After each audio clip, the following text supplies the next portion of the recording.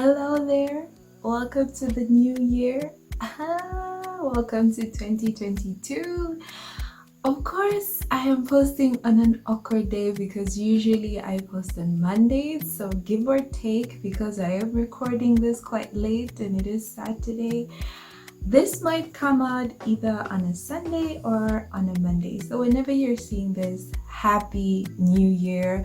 I'm so excited to cross over into the new year with you. If you're one of my subscribers, of which, as I always say, you're the real MVP. And for those who are new to my channel, hello there. I'm Grace. You can call me Gracie. And of course, obviously by the intro, you know my channel is all about natural hair, makeup, and skincare, which I hope to be doing more of makeup and skincare content in this year. Actually, not I hope to, I will be. So yeah, getting right into the video today, I wanted to discuss some things that I was doing behind the scenes to help my hair grow, retain length, and I've seen so much progress, especially in the last 4 to 5 months of last year when I started getting serious rather with my hair growth journey. And for those of you who joined me, you know that I started this last year, so this is not anything new. Okay, so I have my notes with me, so if you see me look down, I'm just looking right at my notes. All right, so these are 7 things that I did behind the scenes to help me retain length, to help me keep my hair moisturized, and they worked for me, so I'm definitely going to continue doing that. So the first one is I started using less heavy oils and more penetrating oils. Now this does not mean that I completely avoided butters or heavy oils such as coconut oil or shea butter, which is my personal favorite heavy oil, but rather I use them less frequently. I mainly use them when I was re-moisturizing my hair on wash day, you know, when I'm styling it. So I would restrict the use to, I'd say, at most once, twice a week if for whatever reason I needed to wash my hair again. And that really helped me, of course, with me focusing on my hair growth challenges. Of course, had to be aware that if I'm using oil more often, it's better for me to use penetrating oils. So I had to reduce the amount of heavy oils that I was using. And then the second part is that, of course, as you've seen, I ensure to oil my scalp more often. Before that, honestly, I cannot even say that I was oiling my scalp every week. Eventually, I did start doing that before I started my little hair growth experiment journey where I really want to grow out my hair as long as possible. I would say I used to oil my scalp probably if I was consistent once a week, but now I'm oiling my scalp way more often. I would say 2 to 3 times a week now. If I'm really like kind of lazy, I would say 2 times, but I definitely do not go throughout the week without having, you know, moisturize my hair with water or with a product that has a high amount of water, and of course oiling my scalp. Every time I re-moisturize my hair, I always make sure to also oil my scalp. So the third thing that I was doing is I stopped waiting till my hair was super dry to re-moisturize it, which was one of the biggest mistakes I was making. I mean, considering I'm high porosity, so obviously I need to ensure that my hair is always moisturized. But the mistake I was making is I would wait till my hair was super dry because for whatever reason I thought that, you know, by not re-moisturizing it as often, it would help. I don't know why I thought that. So what I started doing is whenever it was like, for example, a really hot day and I was walking in the sun, I would make sure that when I came back home, my hair, you know, I just spritz some water on my hair or whatever product I was using to moisturize my hair, whether it be flaxseed or flaxseed gel, whether it be some kind of spray that I had made, I would make sure that when I came back home, I would re-moisturize my hair.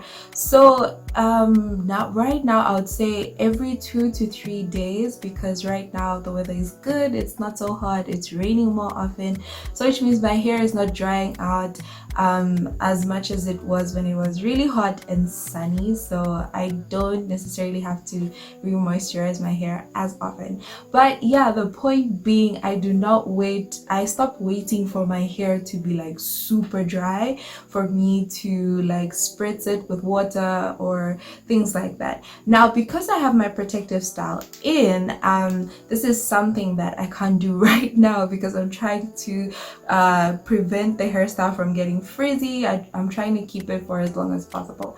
But when I do not have a protective style such as this one in, I usually leave my hair out when I'm going to take a shower, so that mist from the shower or when I'm taking a bath, you know, also helps to re-moisturize my hair. So that's another thing.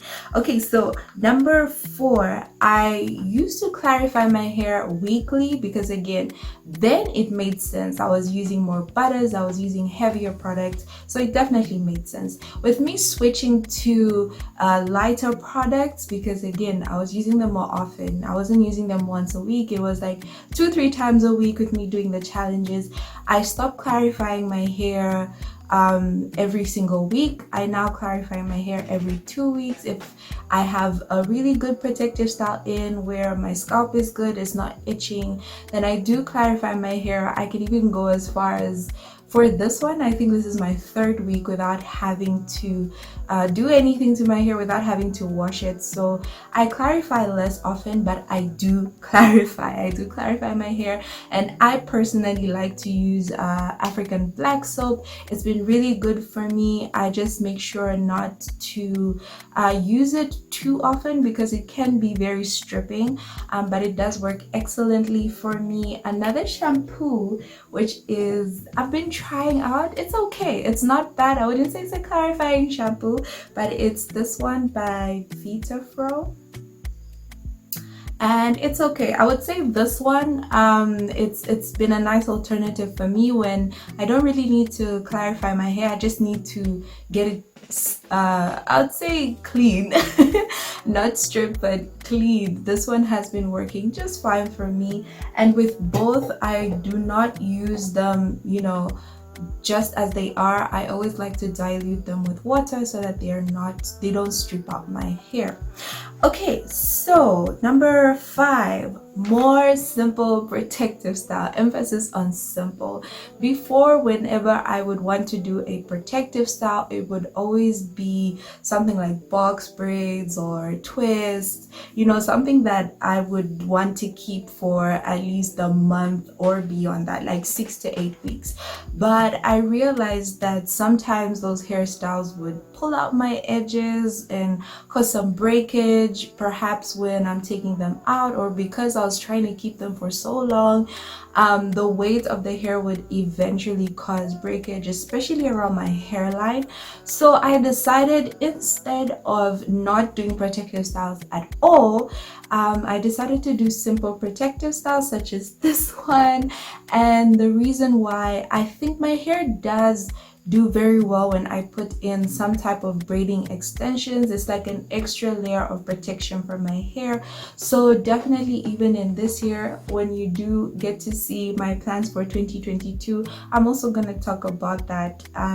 So yeah, these past few weeks, especially I'll say the last 2 months, is I focus more on doing protective styles like this one, low tension, very simple. They don't take too long to get done, but they also allow me to ensure that my hands are not up in my hair, which I will get to that point. So yeah, simple protective styles that allow me, at least for like the next 3-4 weeks, just to not worry about my hair and know that it's taken care of. And of course, making sure that as I have my protective style in, I'm still spraying water, I'm still oiling my scalp, I'm still doing things that help to prevent buildup, help to prevent itchiness on my scalp, help to keep my hair moisturized. So not just like put a protective style in and forget my hair. No, we don't do that anymore. Okay, so number 6, I kept my hands out of my hair.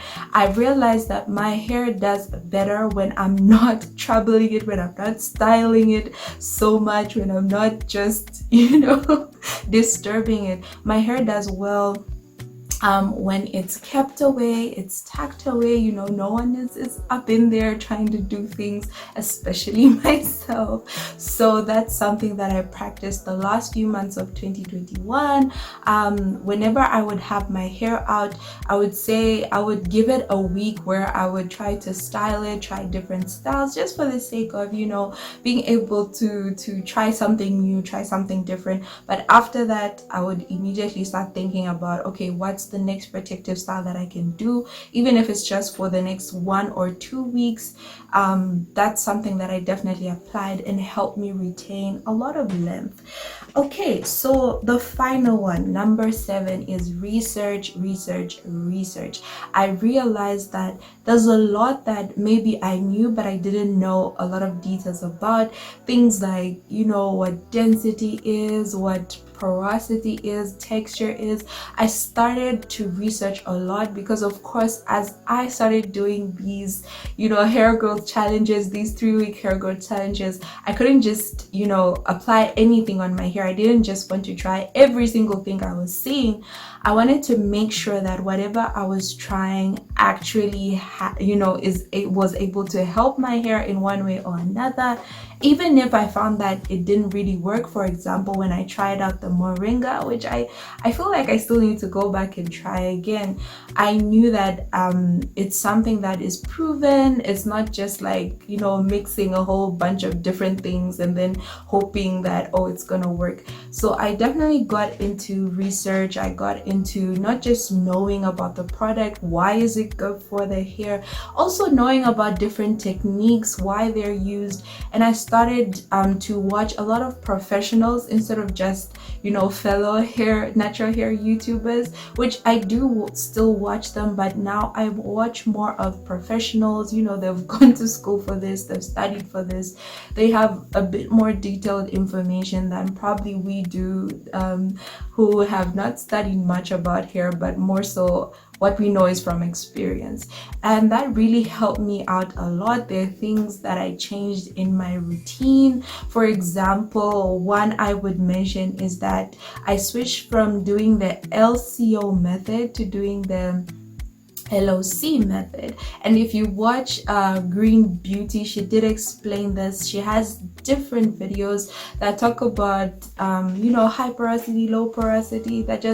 She's so good at explaining all of these things. So I watched one of her videos about high porosity hair and what kind of products work best on high porosity hair and what's the best method to moisturize it. And I decided, okay, let me try it out over the next few weeks and see how it goes.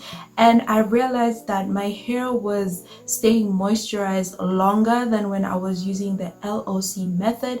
And of course, in that, it's also helped me as I research more and more to tweak different things in my hair routine, or just certain things that I now avoid. For example, things like heat. I'm very careful about it because last year I did go ahead and I used so much heat that I ended up having some split ends. Thankfully, I caught them before they got extremely bad. Thankfully, it was just like very small split ends. I did show you guys about it when I was talking about it in one of my videos. You can go ahead and check that out. So yeah, those I would say are 7 things that I've been doing. There are many others that I will continue to mention as we go along in the new year, but I wanted to focus on these ones specifically. All right, I have talked a lot today, but I just wanted to do this video so that in case you're looking for something to help you out in this year for your hair growth journey, then I hope that these things would have sort of started you off on a good note and that they're gonna help you out. Of course, in my next video, did I talk about it? I think maybe I did, maybe I didn't. I did want to let you guys know what are my goals for 2022 when it comes to my hair and stuff I want to try out. So definitely stick around, check it out. It might come out the day after this video is released, but definitely they won't be far along from each other. So please do check that out if you're curious to find out what my goals are for 2022. Thank you so much for watching. I hope you remember to subscribe and like and comment and share, and of course, again, happy new year. Bye.